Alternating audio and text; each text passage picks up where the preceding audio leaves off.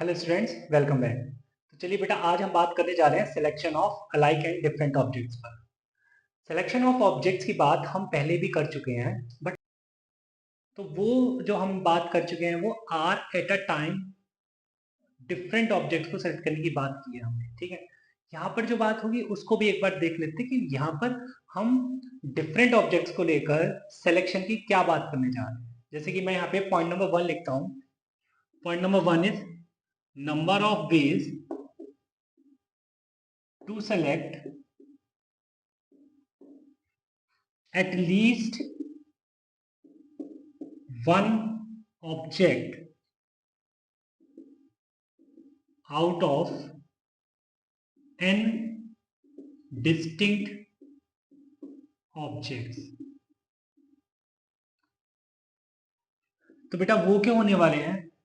वो होने वाले हैं, देखिए हम क्या चाहते हैं कि हम चाहते हैं कि कम से कम एक ऑब्जेक्ट तो हम सेलेक्ट कर लें आउट ऑफ एन ऑब्जेक्ट। कम से कम एक ऑब्जेक्ट सेलेक्ट करने का मतलब है कि एक ऑब्जेक्ट सेलेक्ट कर लें, या फिर दो ऑब्जेक्ट सेलेक्ट कर लें, या फिर तीन ऑब्जेक्ट सेलेक्ट कर लें, है ना, एंड सो ऑन। तो मतलब इसका मतलब ये होगा कि selection of one object out of n, है ना, और selection of two objects out of n, और selection of three objects out of n, और and so on selection of n objects out of n, ठीक है। तो वो क्या आने वाला है बेटा, अगर मैं बात करूं एक ऑब्जेक्ट को सेलेक्ट करने की आउट ऑफ एन, तो वो तो मैं एनसीआर के कॉन्सेप्ट से सेलेक्ट कर लूंगा, दैट इज NC1, राइट है। तो मैं लिखूंगा बेटा NC1, और मतलब यहाँ पे प्लस होने वाला है selection of two objects out of n, मतलब अगेन एनसीआर के कॉन्सेप्ट से बोलूंगा मैं NC2, selection of two distinct objects out of n. इसी तरीके से selection of three distinct objects out of n, and so on up to selection of n objects out of n at a time, ठीक है बेटा। अब देखिए NC1 plus NC2 plus NC3 and so on up to NCn।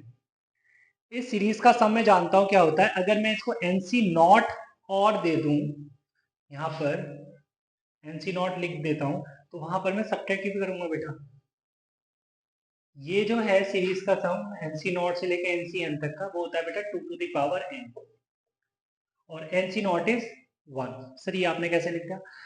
बेटा जिनको पता है अच्छी बात है, जिनको नहीं पता है वो एक बार सुन लो मेरी बात। बायनोमियल थ्योरम में ये सारे पत्ते खुल जाएंगे, ठीक है, कि कैसे ये हमने NC नॉट को NCn तक 2 टू द पावर n लिख दिया, राइट।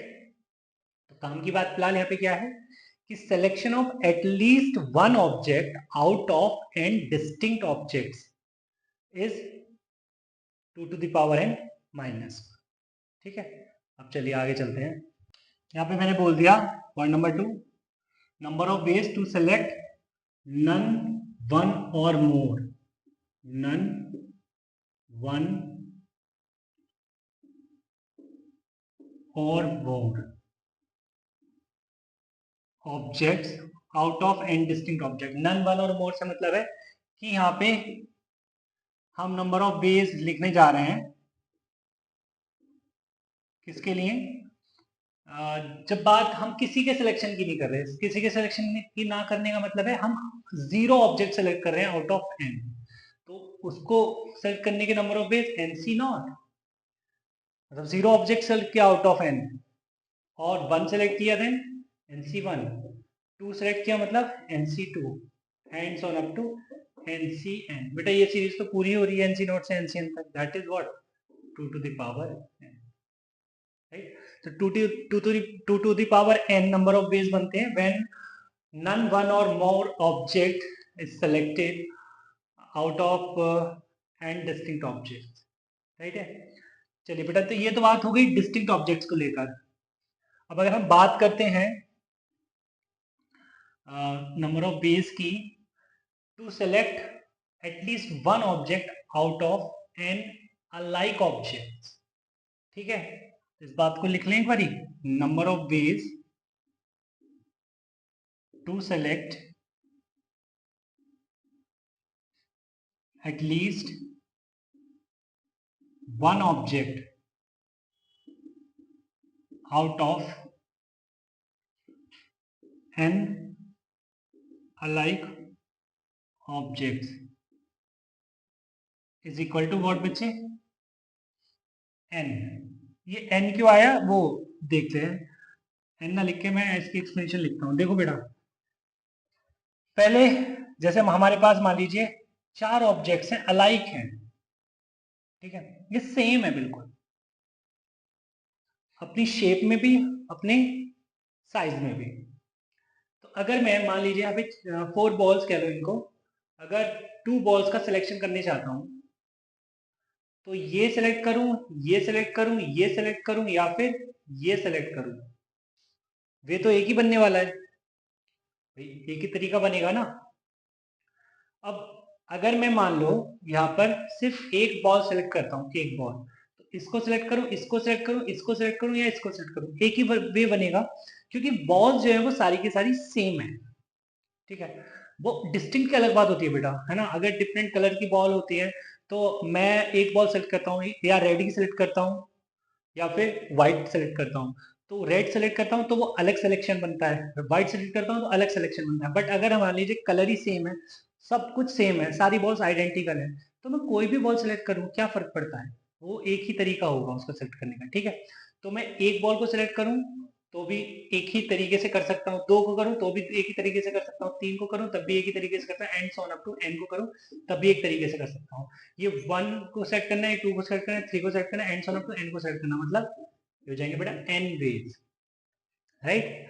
तो number of ways to select at least one object out of n identical objects is n and only n, right. तो यहां पर भी वो पॉइंट डिस्कस कर लेते हैं। When number of ways to select none one और more object out of n identical objects, तो वहां पर क्या आएगा, वहां पर एक केस और ऐड हो जाएगा, मतलब वन और ऐड हो जाएगा जब हमने कोई बॉल सेलेक्ट नहीं की है, मतलब हमने सारी की सारी रिजेक्ट कर ली, वो भी एक ही तरीके से हम रिजेक्ट कर सकते हैं। तो यहाँ पे अगर वन ऐड होगा मतलब n+1 हो जाएगा। ठीक है, तो उसको भी हम मैं यहाँ पे नोट कर देता हूँ।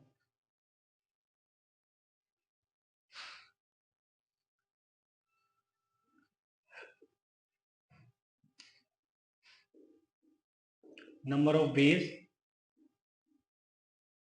To select one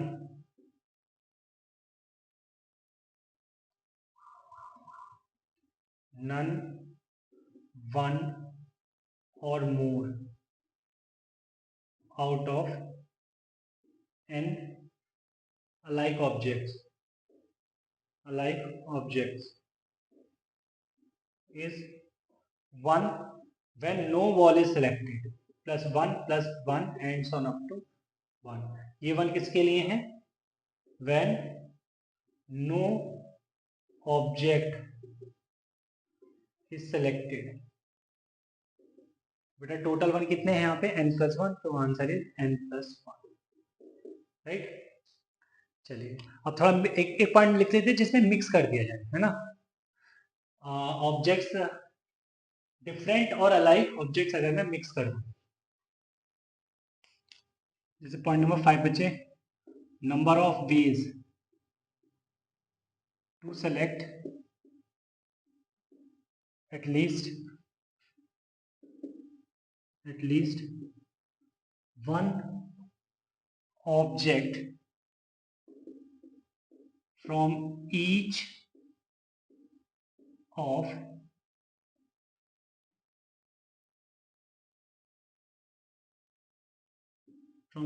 one of p objects alike of one kind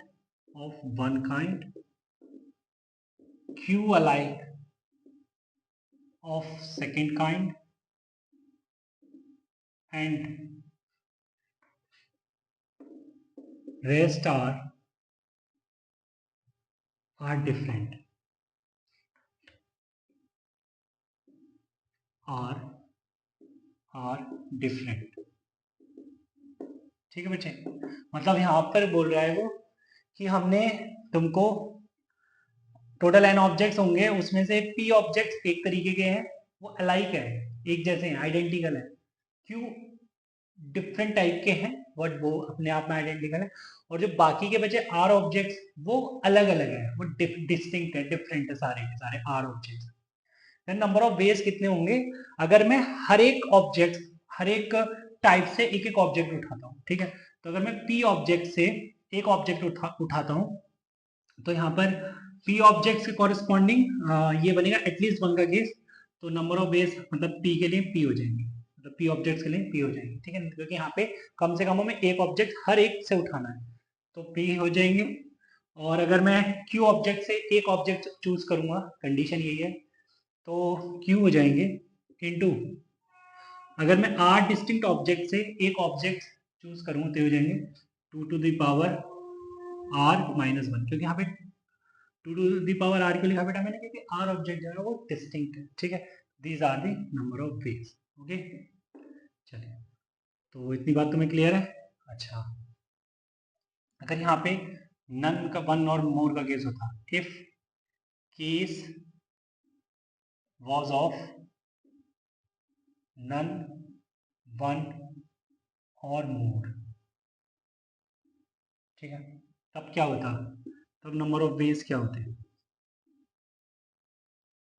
तब हम मतलब हमें जो बताने थे number of ways to select none one और मोर, हर एक से कोई भी आ सकता है, कोई भी नहीं आ सकता। तो यहाँ पे जो नंबर ऑफ वेज बनते हैं वो क्या बनते हैं, पी के कॉरेस्पॉन्डिंग सेलेक्ट करो या मत करो, तुम्हारी मर्जी, पी प्लस वन, क्यू के कॉरेस्पॉन्डिंग सेलेक्ट करो या मत करो, मतलब क्यू प्लस वन, आर के कॉरेस्पॉन्डिंग सेलेक्ट करो या मत करो, that is 2 to the power r, right. चलिए बेटा, अब इतनी बात अगर तुम्हें समझ आती है तो एक छोटा सा क्वेश्चन लिख लेते हैं। Question is number of ways to select at least one object out of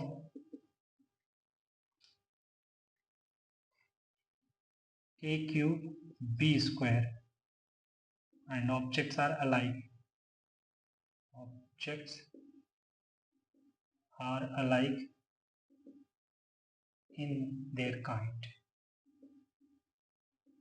ठीक है, अपने आप में वो अलाइक है। जैसे बात यहाँ पे हो रही है ए क्यूब की, मतलब 3a हमने लिए हैं, तो ए आपस में अलाइक है। यहाँ पे बी स्क्वायर की बात हो रही है, मतलब हमने दो बी लिए हैं, वो आपस में भी अलाइक है, राइट। तो यहाँ पे हो रही है बेटा number of ways to select at least one object, कम से कम हमें एक ऑब्जेक्ट चाहिए। यहाँ पर ये जरूरी नहीं है कि भाई ए से हर एक ऑब्जेक्ट में हम ए से जो ए टाइप के ऑब्जेक्ट हैं उनमें से हमको कम से कम एक चाहिए, ऐसा कुछ नहीं है। उन्होंने बोला है कि ये जो टोटल 5 ऑब्जेक्ट्स हैं इनमें से एक ऑब्जेक्ट तो कम से कम हमको मिल जाए, राइट। तो कुछ इस तरीके से बनना चाहिए ना। देखो, उसने कोई ए पे तो कोई कंस्ट्रेंट नहीं लगाया है कि ए मिलना चाहिए या बी मिलना चाहिए, उसने बोला कोई भी मिल जाए, बस एक मिल जाए कम से कम। तो अगर बात करें नंबर ऑफ वेज की, तो ए को सिलेक्ट करो या मत करो, तुम्हारी मर्जी। तो इसको हो जाएगा 3+1 में चला जाएगा, ठीक। इसके कॉरेस्पॉन्डिंग अगर बी को सिलेक्ट करो या मत करो, तो ये हो जाएगा बेटा 2+1। बट ऐसे क्या हुआ कि कोई एक केस ऐसा भी बन गया ना, जब ना तो तुमने ए सेलेक्ट किया ना फिर तुमने बी सेलेक्ट किया। इसका मतलब ये हुआ कि तुमने कुछ सेलेक्ट नहीं किया, बट वो ये नहीं कह रहे थे, वो कह रहे थे कम से कम एक तो दे देना, तो वो -1 कर देना। -1 ये किसके लिए है बेटा, ये 1 इसके लिए है when no object is selected either from A और from B, राइट। तो ये हो जाएगा कितना, 4 3 से 12, 12 - 1 11, 11 नंबर ऑफ वेज आ गए, राइट। चलिए कुछ और क्वेश्चन पे बात करते हैं। चलिए बेटा, तो क्वेश्चन लिखें। Question is 5 different green dice, 3 different red dice and 4 different blue dice. First is number of ways to select at least one die. कोई भी एक डाई के आने के नंबर ऑफ वेज क्या होंगे, राइट। जैसे यहाँ पे पहले वाले पार्ट में कोई कंसेंट नहीं है, ग्रीन आई, रेड आई, ब्लू आई कोई भी आ जाए, बट कम से कम बट एक आ जाए, ठीक। एंड सेकंड में number of ways to select at least one blue die and at least one red die. तो यहाँ पर कंस्ट्रेंट है ब्लू और रेड, ठीक है। तो चलिए वन बाय वन देख लेते हैं। तो बेटा फर्स्ट की अगर बात करें तो नंबर ऑफ वेज कुछ ऐसे लिखोगे आप कि पहले तो किसी पे कोई कंस्ट्रेंट नहीं है, मीन्स हम ग्रीन डाई को सेलेक्ट कर सकते हैं 2⁵ नंबर ऑफ वेज में, क्योंकि सारी की सारी डिफरेंट है, राइट। अब हम रेड डाई को सेलेक्ट कर सकते हैं 2⁵ वे, ओके। एंड ब्लू डाई को सेलेक्ट कर सकते हैं 2⁴ वेज में। बट इनमें ऐसा भी हुआ, ऐसा भी एक केस बना जब ना तो रेड को आई, ना ब्लू आई, ना फिर ग्रीन आई। तो वो केस हमने बेटा माइनस कर दिया, क्योंकि हमें कम से कम एक तो चाहिए, राइट। सेकंड केस बनेगा बेटा, नंबर ऑफ वेज कुछ ऐसे लिखेंगे। वो बोल रहे हैं कि कम से कम हमें एक ब्लू डाई तो चाहिए। तो एक ब्लू डाई चाहिए मतलब एटलीस्ट वन का केस हो गया। तो ब्लू टोटल कितनी है, टोटल ब्लू है 4। तो 2⁴ -1 वे में, ठीक है। क्योंकि 2⁴ से ऐसे केस बनते हैं जिसमें कोई ब्लू डाई नहीं आएगी, बट वो केस हम रिजेक्ट करेंगे, वो केस हमें नहीं लेना है, ठीक है। फिर और हमें कम से कम एक रेड डाई चाहिए, एक रेड डाई चाहिए। तो रेड डाई टोटल कितनी है 3। तो 2⁵ -1 वे में कम से कम एक रेड डाई तो आई जाएगी। बट ग्रीन डाई पे कोई कंस्टेंट नहीं है, मतलब हम इसे 2⁵ ही लिखेंगे, ठीक है बच्चे। तो इस तरीके से हमने इसको बोल देना नंबर ऑफ वेज, राइट। चलिए एक छोटा सा क्वेश्चन और लिखते हैं। Number of ways to select at least one alphabet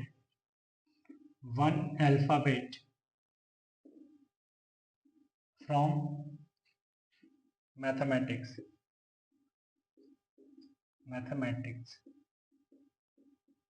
ठीक है बेटा। तो पहले हम ये देख लेते हैं कि इसमें सिमिलैरिटी, कुछ सिमिलर ऑब्जेक्ट्स हैं क्या, ये आइडेंटिकल हैं क्या। यस बिल्कुल है। दो जैसे एम हो गए, दो जैसे ए हो गए, दो जैसे टी हो गए, और बाकी के सारे डिफरेंट है, मतलब HEICS, राइट। तो नंबर ऑफ बेस बेटा कितने आने वाले हैं, नंबर ऑफ बेस एक बार देख लें।